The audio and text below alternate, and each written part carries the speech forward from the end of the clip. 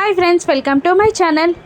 నిషిక చేసిన గొడవకి కోపంగా మధు ఇలా అంటూ ఉంటుంది, జగదాత్రి వదిన సీమంతానికి కావలసిన ఏర్పాట్లు చేయండి అని అంటూ పైకి వెళ్తూ, ఎవరికైనా మా సంతోషం చూడడం ఇష్టం లేకుంటే ఎవరి రూమ్స్లో వాళ్ళు ఉండొచ్చు అని వైజయంతిని, నిషికాని, యువరాజ్ని ఉద్దేశించి చెప్పి కోపంగా అక్కడి నుండి పైకి వెళ్ళిపోతుంది మధు.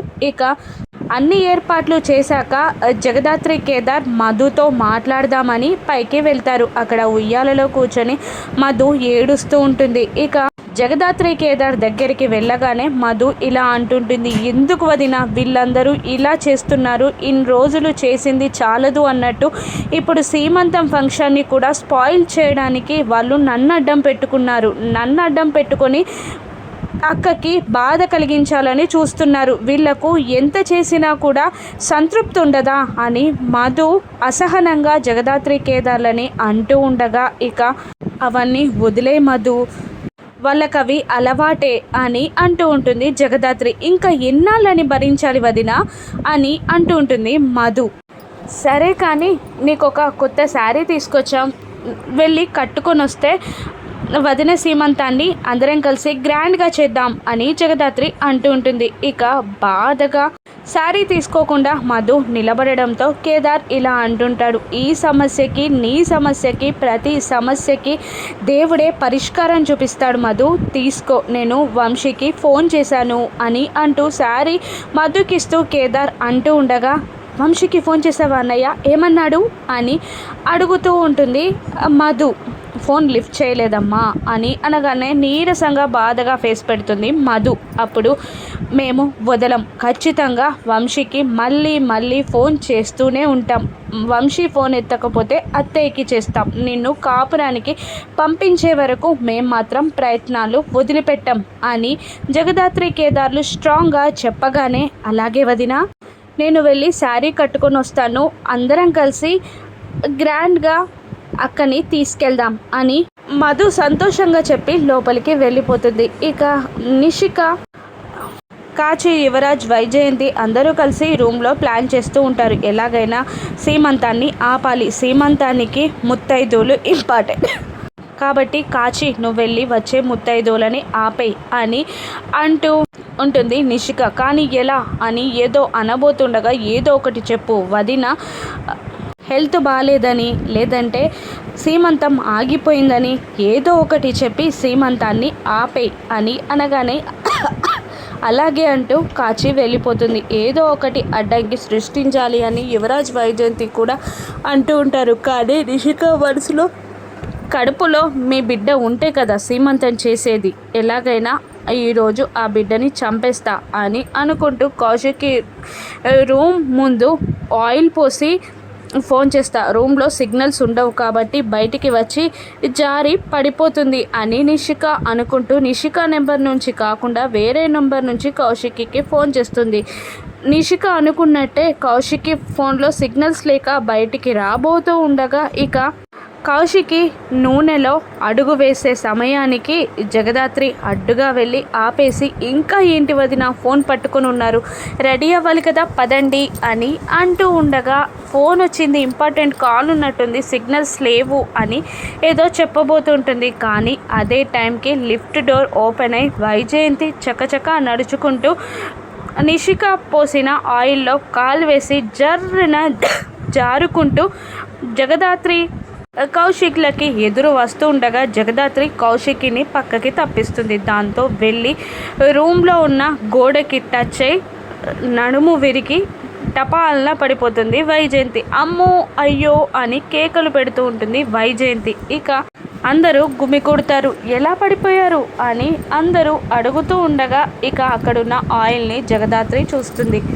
ఎవరి కోసమో చేసిన ప్లాన్ రివర్స్ అయినట్టుంది, నిషికానే అడగండి అని ఇండైరెక్ట్గా జగదాత్రి చెప్పగానే, నన్నేం అడుగుతున్నావే, నాకేం తెలుసు, అక్కడ కీర్తి పాప ఆడుకుంటూ ఆయిల్ పోసినట్టుంది అని నిషిక నోరు జారుతుంది. ఆయిల్ పోసిందా, నీకెలా తెలుసు అని జగదాత్రి అంటూ ఉండగా, నీళ్లు నములుతున్న నిషికాని చూసి నడుములు ఇరుగుతాయి అని వార్నింగ్ ఇస్తుంది జగదాత్రి. ఇక ఏంటి అని అంటూ ఉండగా, నూనెలో కాలు వేస్తే నడుములు ఇరుగుతాయత్తయ్యా అని చెప్తున్నా అని స్మూత్గా మళ్ళీ వార్నింగ్ ఇస్తూ ఉంటుంది జగదాత్రి.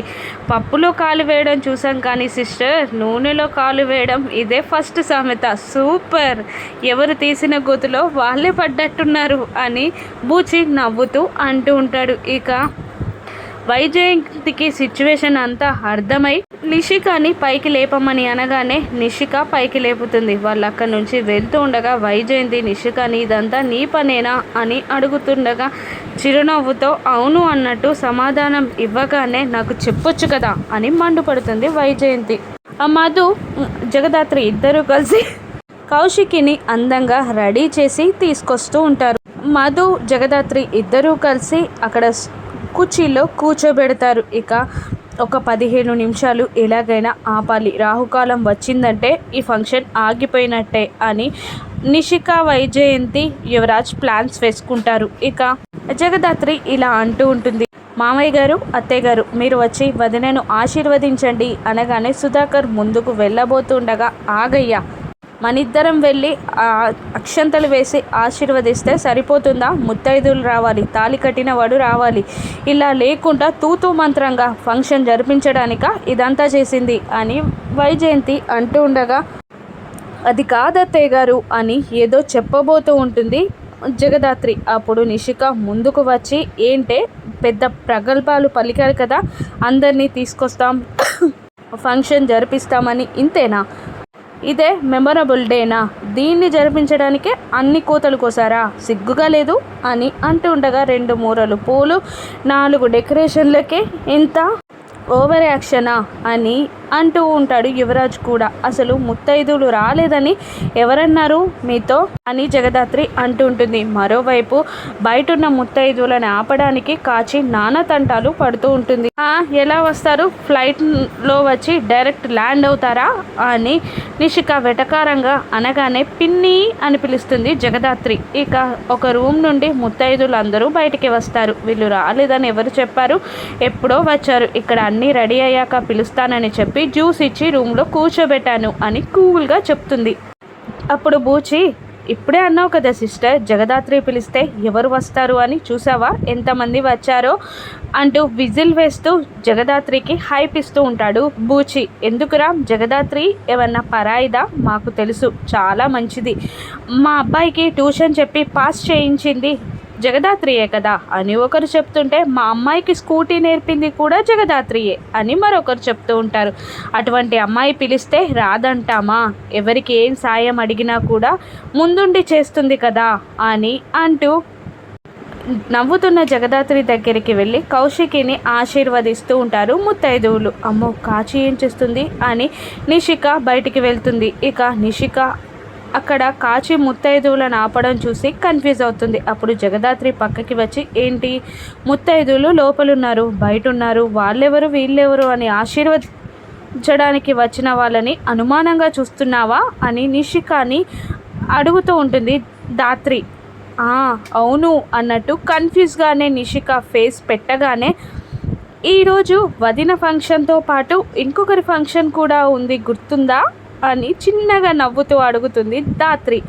వామ్మో, పద్మ ఆంటీ ఫంక్షన్ అని షాక్ అయి నిషిక అనగానే అవును అంటుంది దాత్రి. అమ్మో, పద్మ ఆంటీకి తెలిస్తే ఇంకేమైనా ఉందా అని నిషి అనగానే ఆల్రెడీ తెలిసింది, అదిగో వచ్చింది అని అంటూ అప్పుడే అక్కడికి వచ్చిన పద్మని చూపిస్తూ ఉంటుంది. అప్పటికే నిషి పరుగున వెళ్ళి కాచిని పట్టుకొని పక్కకి లాగుతూ ఉంటుంది. ఇక పద్మ వచ్చి, కాచి నిషిలని నా ఇంటి ఫంక్షన్ ఆపడానికి నీకెంత ధైర్యం అని అంటూ ముత్తైదులని తీసుకెళ్ళబోతుండగా చల్లగా జారుకోబోతుంటారు నిషి, కాచి. ఇక మిమ్మల్ని ఎక్కడ వదిలిపెడతానే అంటూ బండబూతులు తిడుతూ దుమ్మెత్తిపోస్తుంది పద్మ ఆంటీ నిషి కాచీలని. అది చూసి చిన్నగా నవ్వుకుంటుంది దాత్రి. ఇక సురేష్ ఎలా వస్తాడు, ఫంక్షన్ ఎలా గ్రాండ్ సక్సెస్ అవుతుందో రాను ఎపిసోడ్స్లో చూద్దాం. Thank you for watching.